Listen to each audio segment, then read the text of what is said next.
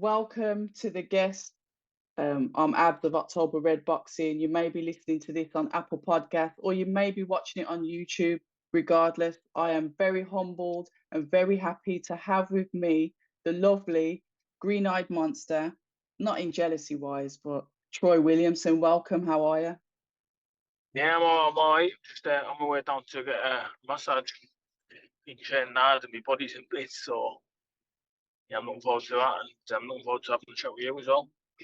Yeah, God, it seems like ages ago we were down in London at the press conference, and that's where I want to go back to because obviously that's the first time I had you as a guest on the channel, yourself and Sam Jones getting ready to fight Josh Kelly.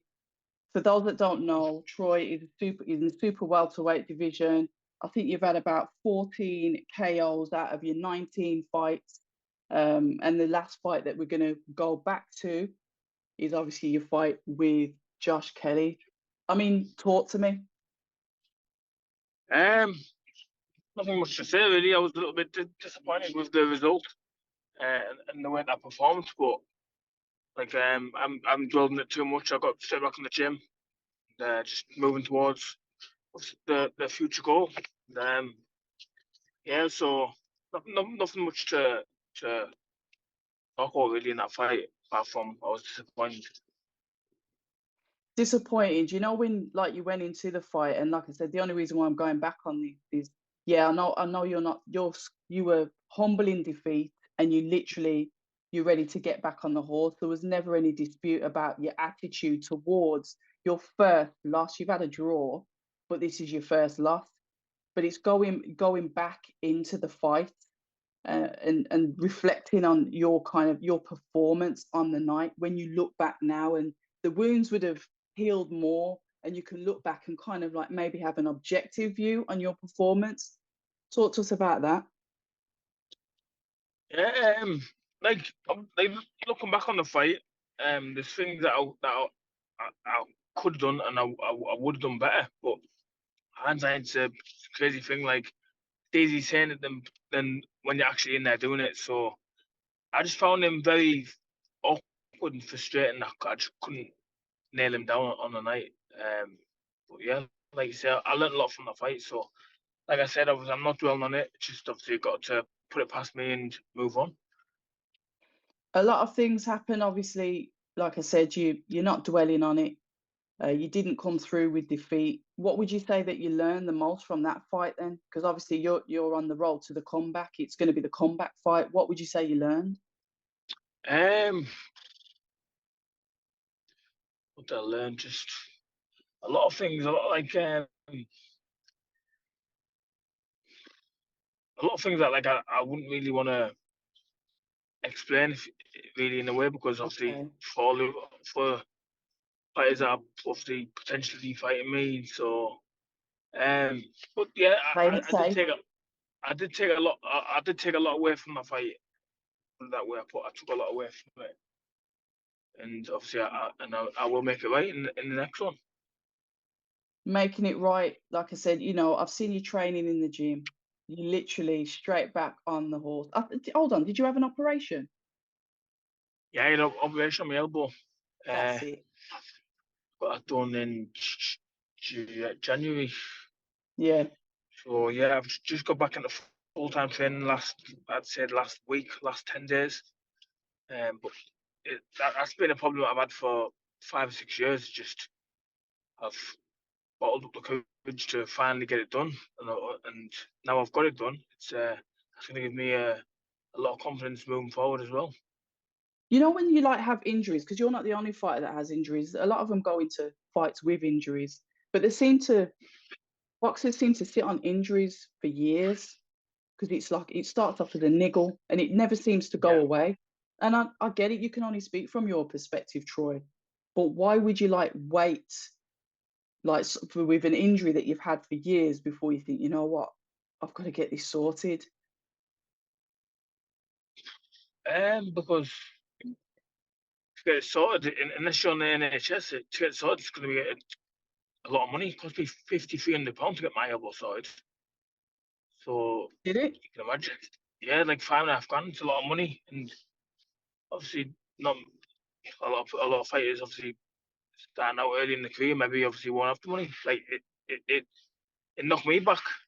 Like I don't have a lot of money, but yeah, obviously I'm just done with getting me first mortgage. I've got a baby on the way. You've probably seen, Oh, and obviously it congratulations. cost me on you, and it cost me 5.5 grand for me elbow operation. So it's not wasn't ideal, but it was a choice I had to make and make it sharp. So I either got it now or got it like further on in my career, but I wouldn't have performed as good as what I could do. So I decided to get it done now, and like I say it is a lot of money to get done, but in the long run, obviously, hopefully it works out, and it was a good decision to make.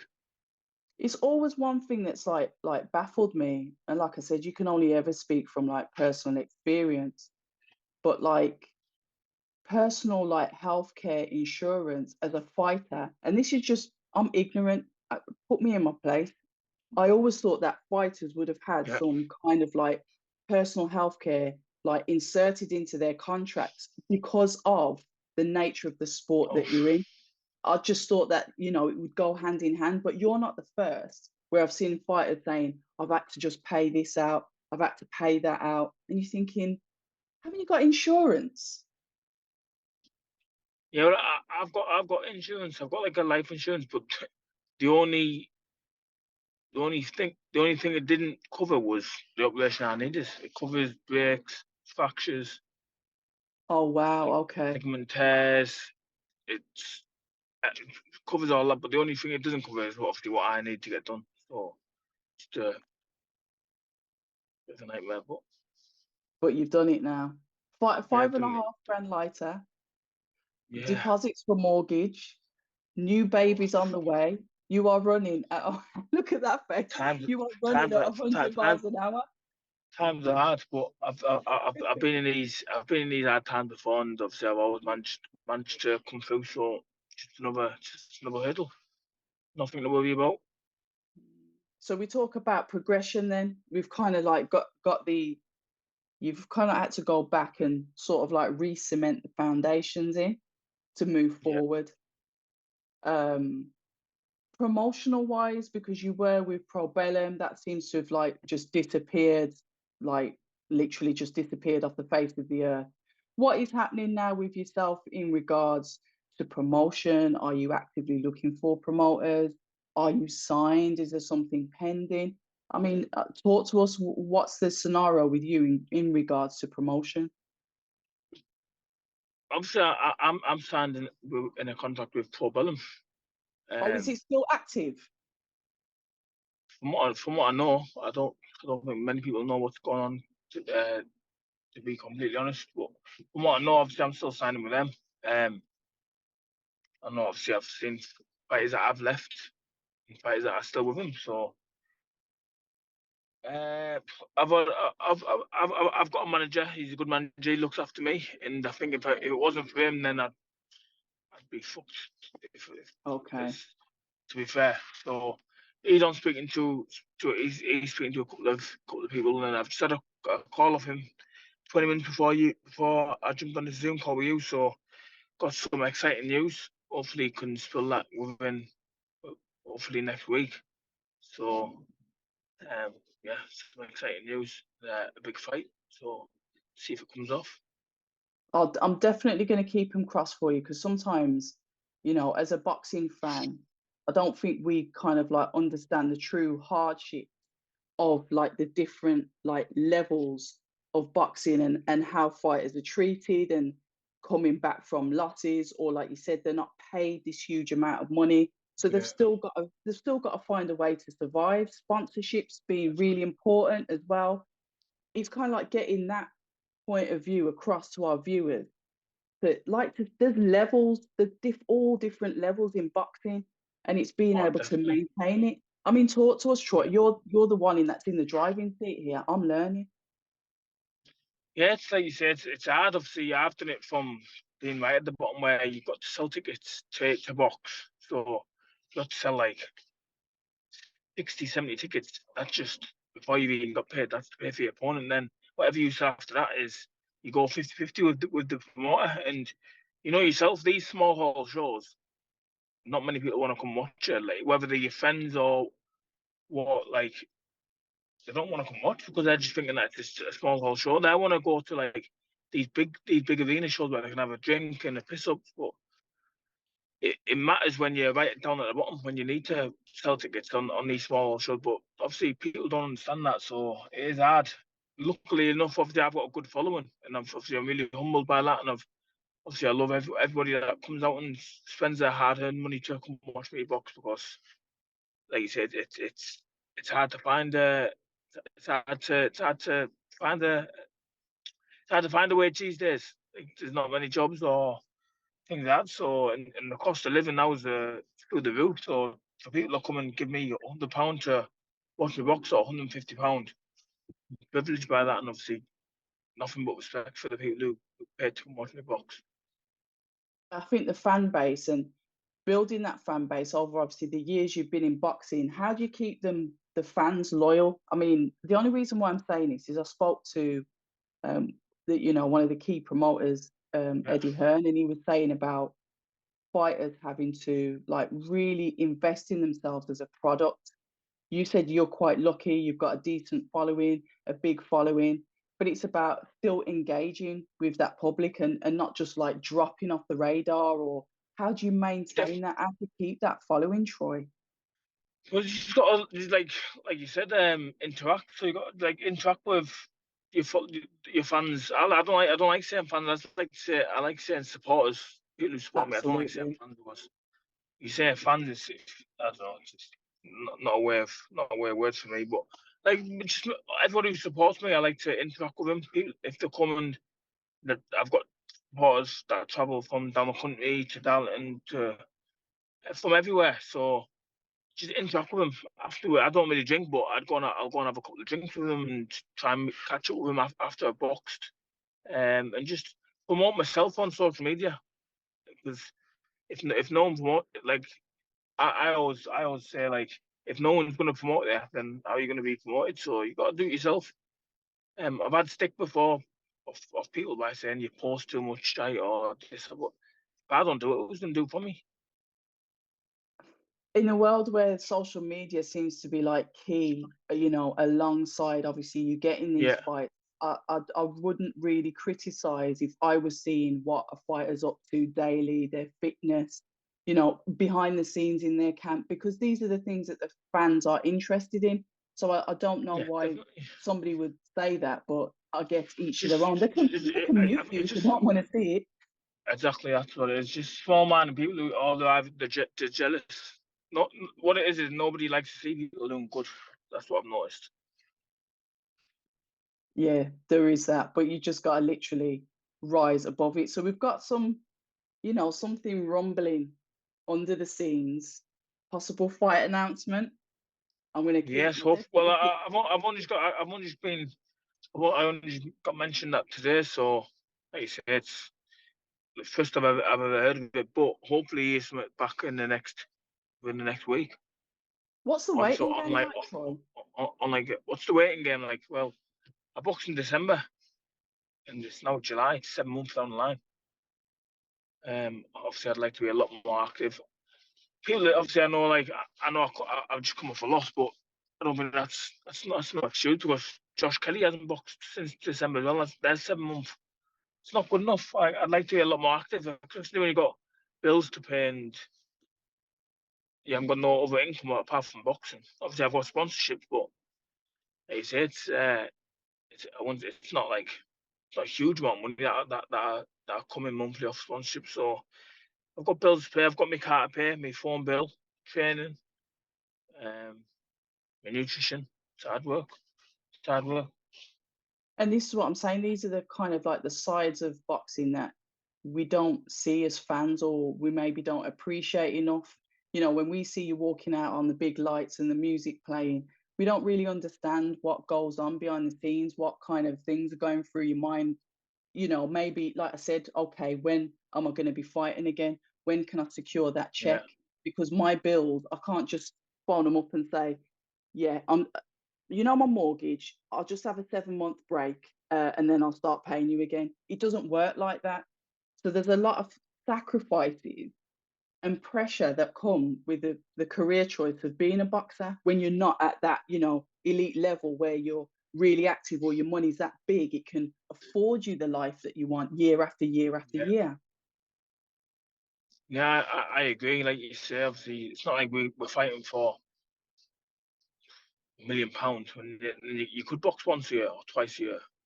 Like people just see you that people see you boxing on TV, on whichever platform, Sky, DAZN, and they see you promoted by this man. They just think like they think because you're a professional, you've got a lot of money when it's not the case. So hopefully we can get to see you out soon. How's the punching been on the repaired elbow then? How's it going with that? Yeah, yeah, good. Back punching, back sparring. Yeah, I've not had no issues. Touch wood. Feel strong. Back lifting heavy weights. I couldn't do press up before. I can do clap press ups now. So it's definitely getting there. Flat press ups. Yeah, thanks for that. I can barely do 10 normal ones, and I haven't got dodgy elbows, but I'm not an athlete like you. Nah, yeah, it's all good. I'm really excited to really letting it go and just excited to get back out there, getting a fight date to share with everyone as well. So your division then, obviously you sat waiting for a date yourself.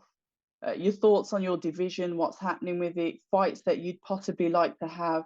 Um, who do you look at and think, you know what, I'd like them, or potentially a Josh Kelly rematch? What is your thought process? Yeah, just there's plenty of big fights out there at suit welter. I think I can compete at suit welterweight. Like making the weight doesn't affect my performance, as you can see. I can do the rounds. I do them quite comfortable. So there's plenty of fights out there at suit welter, and even at middle. If there was opportunities at middleweight, I think I'm big enough for middle as well. So plenty of good domestic fights out there. So anybody who's people that are ranked highly above me, or if they've got titles, then that's what I want. I'm ready for. I want these big fights. But how hard is it to put your name in the mix with these guys when you do come off a loss? This is just me thinking, say if I was your manager, what is the Yeah, it's kind of not. approach to get you back in the mix? I'm so, I'm happy to get straight back in the mix. Can't see it being hopefully now people accept the fight. Now I've took a loss, so I'm not a hard man to make a fight with. I've said I'll fight anybody. So if it makes sense and the money's right or whatever, then yeah, we can get it on. Just your thoughts then on, I'm going to ask because the two recent big fights that happened, your thoughts, first of all, I'll jump back to Anthony Joshua versus Jermaine Franklin. Your thoughts on that coming from a boxer's perspective? He did what he had to do. He didn't need to. Yeah, he did what he had to do, and he won comfortable. Thought he boxed well. A lot of people are going to criticize him, saying that he should have knocked him out, but Jermaine Franklin's no. I don't think he's no mug. He's a good competitor, so yeah, he did what he had to do, and he got the job done. He won. When we get into that mindset, because I never heard of Jermaine Franklin before, I think it was last year when there was a rumor that Dillian was going to go to America to fight him. This is before he Yeah, obviously fought him in the UK.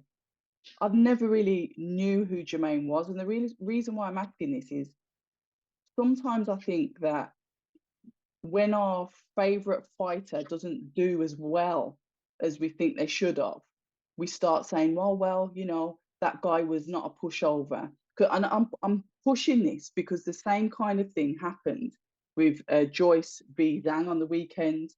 yeah, Where, don't get me, I believe that he won the fight against Hergovich. It was a close fight. It was a slugfest, but I would have said Zhang won that. However, I still made the assumption, and quite wrongly, that Joel would have won that. And now it's sort of like, yeah, but now that the fight's over, it's like, yeah, but Dan was this serious guy. When really, fight week, he wasn't really getting that kudos. But I don't know, that's just my opinion. What are your thoughts on it? I only seen Zhang against Hergovic, so I knew like, Yeah, I knew what he was about then. So when I seen that he was fighting George Royce, I knew that it would be a tough fight.